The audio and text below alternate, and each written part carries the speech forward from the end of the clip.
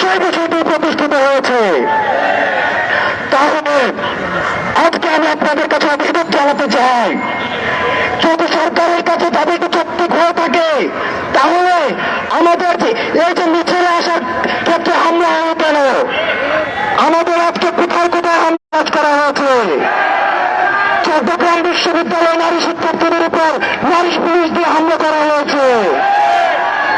সবচেয়ে দুঃখদ, কুমিল্লা বিশ্ববিদ্যালয়ে পুলিশ মেয়েকে পরিদর্শন করেছে। কর্মসূচির মাধ্যমে যারা এই অতি উৎসাহিত পুলিশ সদস্যরা অথবা তারা নিয়োজিত থেকে যারা এই ধরনের হামলা দিয়ে চালিয়েছে তাদেরকে বিচারের আওতায় আনতে হবে। তারা মূলত সরকারের ভাবমূর্তি থেকে নষ্ট করার জন্য অতি উৎসাহী হয়ে এই ধরনের সিদ্ধান্ত নিয়েছে। আমরা বিশ্বাস করতে চাই সরকার এতদিন পর্যন্ত কানাকে হাইকোর্ট দেখানোর মতো বুদ্ধিজীবী অনেকে রয়েছেন, আমাদেরকে হাইকোর্ট দেখিয়েছেন, কিন্তু আজকে স্পষ্ট হল। সুতরাং এতদিন পর্যন্ত সরকারের জন্য আমাদেরকে বারবার বলেছেন হাইকোর্টের উপরে ভরসা রাখতে, আমরা হাইকোর্টের উপরে ভরসা রেখেছি। আজকে হাইকোর্ট আপনাদের উপরে দায়িত্ব দিয়েছে, আমরা বিশ্বাস করি আপনারা সেই দায়িত্বের অতি সত্তর আপনারা সমাধান দেবেন। আমরা বিশ্বাস করতে চাই সমাধানের বিকল্প কখনো ফল হতে পারে না। আমরা বিশ্বাস করতে চাই সমাধানের বিকল্প কখনো মামলা হতে পারে না, সমাধানের বিকল্প কখনো হামলা হতে পারে না, সমাধানের বিকল্প কখনো প্রসার হতে পারে না, পরিশ্রমে কিন্তু কখনো পাওয়ার পলিটিক্সের রূপান্তর করা যেতে পারে না। আধুনিক বাংলাদেশের যে শিক্ষার্থীরা রয়েছে তারা পাওয়ার পলিটিক্সে বিশ্বাস করে না, তারা পলিসি পলিটিক্সে বিশ্বাস করে। এই পলিসি পলিটিক্সে যারা বিশ্বাস করে তাদেরকে আপনারা হামলা করে মামলা দিয়ে আপনারা দিতে পারবেন না। সাংবাদিকদের সাথে আমাদের এত নির্যাতিত আন্দোলন হয়েছে, আমাদের সাংবাদিকদের সাথে সৌহার্দ্যপূর্ণ সম্পর্ক।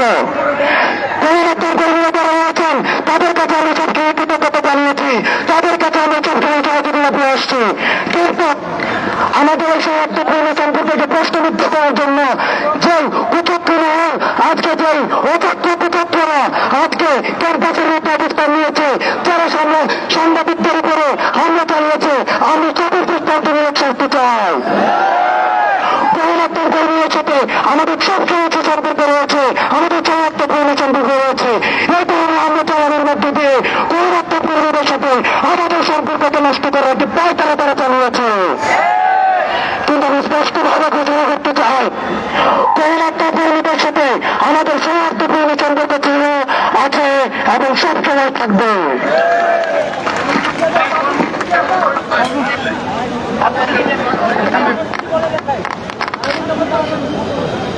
ভাই বলে দেন ঘোষণা দিতে হবে, বলে দেন।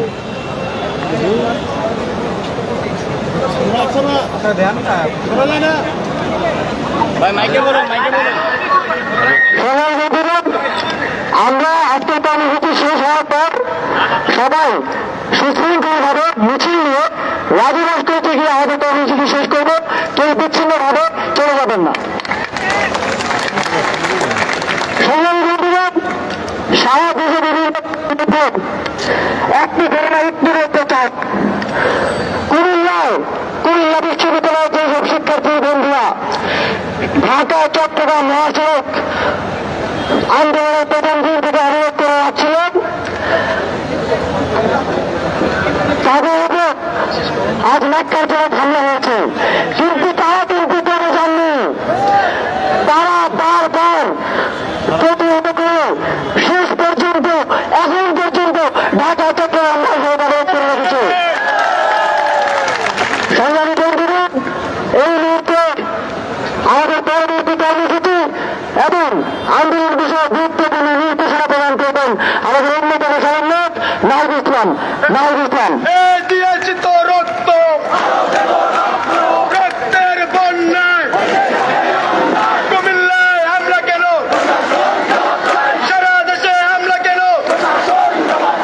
প্রিয় বন্ধুগণ, প্রথমেই সারা দেশে আজকে আমাদের যে পূর্ব ঘোষিত কর্মসূচি, সেই কর্মসূচিতে যেখানে যেখানে হামলা ও বাধা দেওয়া হয়েছে আমি তার নিন্দা ও প্রতিবাদ জানিয়ে আমার বক্তব্য শুরু করছি। এবং যারা বাধা বিপত্তি পেরিয়ে বিভিন্ন জায়গায় প্রতিরোধ করে তুলেছেন, আজকের কর্মসূচিকে সফল করে দিয়েছেন, তাদেরকে সাধুবাদ জানাচ্ছি। সামনের দিনগুলোতে আমাদের এভাবে ঐক্যবদ্ধভাবে আমাদের মাঠে থাকতে হবে। দু একটি কথা বলতে চাই। আমাদেরকে বারবার বলা হচ্ছে যেটি হাইকোর্টের বিষয়, আদালতের বিষয়, আমরা কেন এখানে রাজপথে আছি। আমাদের সমন্বয় সার্ভিস আলম স্পষ্ট করেছেন যে আমাদের রাজপথে থাকার কারণ। আমরা প্রথম থেকেই বলে আসছি যে কোটা একটা সরকারের নীতির বিষয়। কোন জনগোষ্ঠী কত পার্সেন্ট কোটা থাকবে এটা সরকার সিদ্ধান্ত নেবে। যদি সেখানে সংবিধান পরিপন্থী কিছু হয় তখন আদালত সেখানে হস্তক্ষেপ করতে পারে। 18 পরিবর্তন যেহেতু সংবিধান পরিপন্থী ছিল, হাইকোর্ট সেখানে সুযোগ পেয়েছে সেটাকে অবৈধ ঘোষণা করার, এবং এই সুযোগ কিন্তু 2018 সালে সরকার নিজেই করে দিয়েছিল। আমরা চাই এইবার কোনো ভুল করতে চাই না, কোনো ফাঁদে পা দিতে চাই না। আমরা চাই কোটা সমস্যার চূড়ান্ত সমাধান বাংলাদেশে হতে হবে। আমরা 18 সালে আন্দোলন করেছি, 24 সালে আন্দোলন করছি। আমরা স্পষ্টভাবে বলছি হাইকোর্টের সাথে আমাদের আন্দোলনের কোন ধরনের সম্পর্ক নেই। আদালতের প্রতি আমাদের পূর্ণ শ্রদ্ধা এবং আস্থা রয়েছে, কিন্তু আমাদের এক দফা দাবি সেটি সরকার ও আইন বিভাগের কাছে। আমরা বলেছি জাতীয় সংসদে আমাদের যে এক দফা দাবি 5% কোটা অনগ্রসর জনগোষ্ঠীর জন্য রেখে বাকিটা মেধাভিত্তিকভাবে নিয়োগ দিতে হবে এবং আইন পাস করতে হবে। এবং 18 পরিবর্তন ছিল প্রথম ও দ্বিতীয় শ্রেণীর জন্য। আমরা এখন সকল গ্রেডের কথা বলছি, যেখানে আদালত কোন ধরনের কথা বলতে পারে না, এটি সরকারের এখতিয়ার কেবলমাত্র। কিন্তু আমরা দেখছি এই আন্দোলনের প্রথম থেকে সরকার এবং দায়িত্বশীল গুরুত্বপূর্ণ ব্যক্তিবর্গ আদালতকে সামনে রেখে টাল বাহানা করছে, আমাদের আন্দোলনের ন্যায্যতা নিয়ে প্রশ্ন তুলছে। আজকে মহামান্য আদালতও তার অবস্থান স্পষ্ট করেছে। আদালতকে আমরা সাধুবাদ জানাই এবং আমরা মনে করি যে সরকার আসলে নিজেই আদালতের অবমাননা করার চেষ্টা করছে। যেই কাজ সরকারের, সেই কাজ সে আদালতের দিকে ঠেলে দিচ্ছে।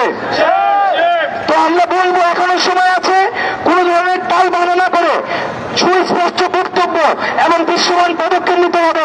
জরুরি অধিবেশন থেকে সংসদে কোটার আইন পাস করতে হবে।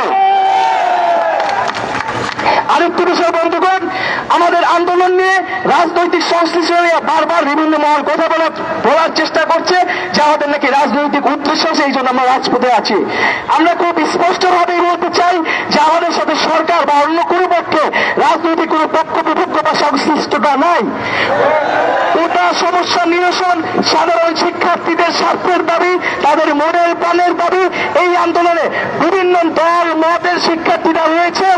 আমরা এই ইস্যুতে সবাই ঐক্যবদ্ধ এবং সবার প্রতি আহ্বান থাকবে আপনারা এখানে সাধারণ শিক্ষার্থীর ব্যানারে এসে এই আন্দোলনকে সফল করুন।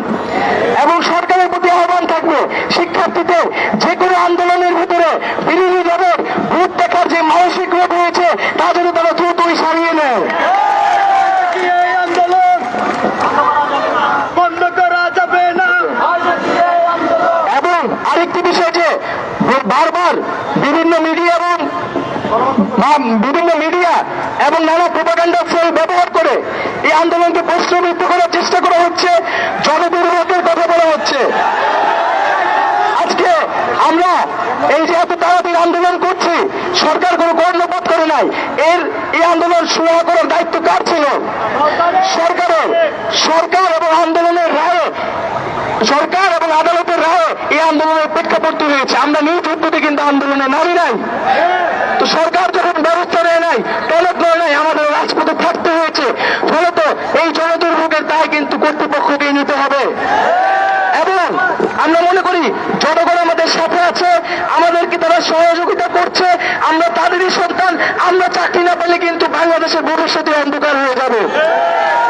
তাই বলবো, সাংবাদিক ভাইদের অনুরোধ জানাবো যে আমরা নিয়মতান্ত্রিক ভাবে শান্তিপূর্ণ ভাবে আন্দোলন চালিয়ে যাচ্ছি। আমরা সকলের সহযোগিতা চাই। আমরা জনদুর্ভোগ চাই না, নিজেদের দুর্ভোগ চাই না। আপনারা সকলে মিলে সরকারকে প্রশ্ন করুন, কেন যদি শিক্ষার্থীরা মাঠে আছে, কেন শিক্ষার্থীদের দাবি দ্রুত গতিতে মেনে নেওয়া হচ্ছে না? এই প্রশ্ন দেওয়ার দায় আমাদের না, এই প্রশ্ন দায় দিবে সরকার।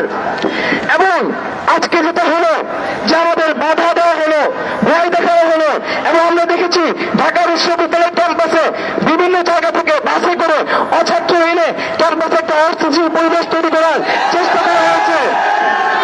আমরা স্পষ্টভাবে বলতে চাই যে আমাদের কোন রাজনৈতিক পক্ষ বিপক্ষ এখানে নাই, কিন্তু শিক্ষার্থীদের আন্দোলনে কোনো ধরনের যদি বাধা দেওয়া হয় তাহলে কিন্তু আমরা দেখবো না কে বাধা দিচ্ছে আমাদেরকে। তো বন্ধুগণ, আমি বিশ্ববিদ্যালয় প্রশাসনের কাছে আহ্বান জানাবো, বিভিন্ন বিশ্ববিদ্যালয় প্রশাসন, শিক্ষার্থীদের নিরাপত্তা দেওয়ার দায়িত্ব কিন্তু আপনাদের। আগেও বলেছি আমাদের আন্দোলন যৌক্তিক আন্দোলন, যদি আমরা চাকরি না পাই বিশ্ববিদ্যালয়ের শিক্ষকদের কিন্তু প্রশাসনেরও চাকরি থাকবে না। বন্ধুগণ, এ পর্যায়ে আমরা আমাদের কর্মসূচি ঘোষণা করব। আগামীকাল আজকে যে আমাদের যে এক দফা কর্মসূচিতে আমাদের আন্দোলন, আমরা চাচ্ছি জরুরি অধিবেশন ডেকে সংসদে এই আইন পাস করতে হবে, তার এখন তো আমরা রাজপথে থাকবো। এই এক দফা দাবি সহ সারা দেশে যে হামলা করা হয়েছে, বাধা দেওয়া হয়েছে এবং যারা বাধা দিয়েছে তাদের বিচারের দাবিতে আগামীকাল বিকাল 4টায় সারা দেশের সকল ক্যাম্পাসে বিক্ষোভ মিছিল ও সমাবেশ অনুষ্ঠিত হবে।